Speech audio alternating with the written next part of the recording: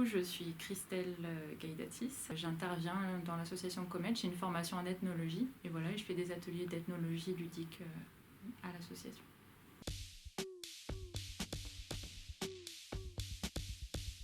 Je dirais pont. On essaye de créer des liens entre des milieux différents, entre des personnes différentes. Équité. Le troisième mot, ça serait échange. On a vocation à susciter les échanges et les débats entre des personnes différentes. Donc c'est un autre axe important. Alors ça m'apporte beaucoup de rencontres et après ça m'apporte aussi des réflexions parce que c'est jamais les mêmes sujets, donc des questionnements sur la société.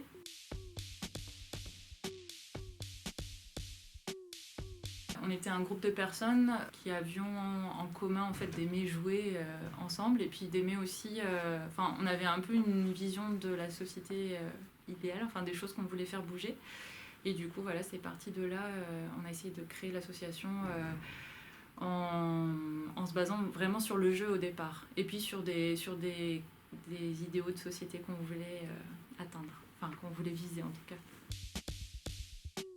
Donc on s'est réunis avec toutes les personnes qui étaient intéressées par l'association au départ et on cherchait un nom qui représentait le mieux ce qu'on avait envie de faire. Bon alors moi du coup il y avait la partie ethnologique vu que je suis... c'est ça que je développe, les ateliers. Et puis il y a quelqu'un qui a proposé Comet avec les diminutifs de coopération, médiation, ethnologie. Et du coup on trouvait que c'était vivant, c'était plein d'énergie, que ça représentait ce qu'on voulait faire.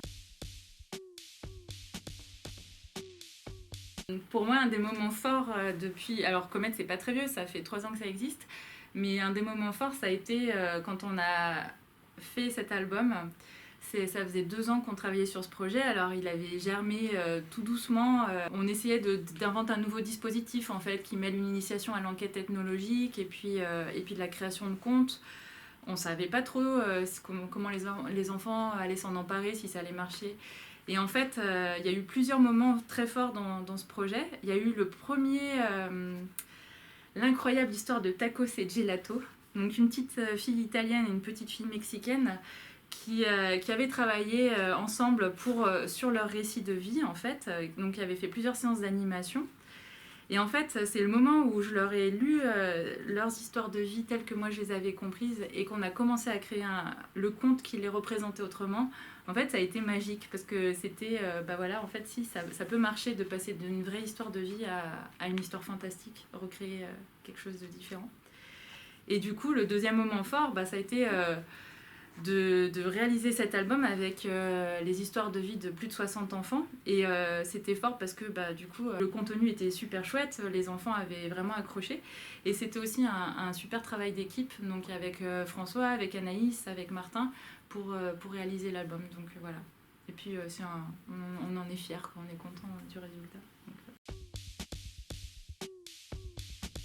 Et c'est pour tout le monde, c'est pour les plus jeunes, vraiment pour parler des différences culturelles, des discriminations et tout ce qui est éducation à la citoyenneté. Et après, en fait, c'est pour tout le monde, c'est ouvert.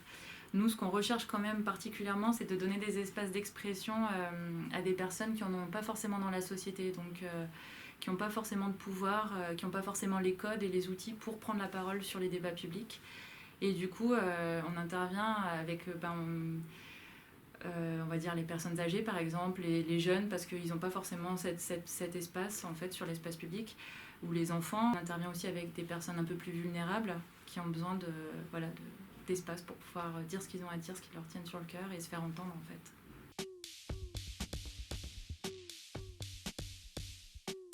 L'association Comet, elle travaille en milieu scolaire beaucoup, donc dans des collèges, les écoles primaires, les lycées.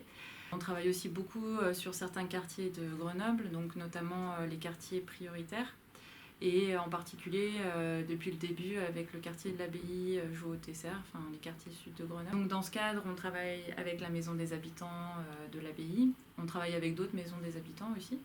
Et on travaille avec d'autres partenaires associatifs, donc par exemple le planning familial depuis le début avec qui on développe l'action des petits pas. On a travaillé avec la CSF, la Confédération syndicale des familles l'année dernière pour réaliser ce projet.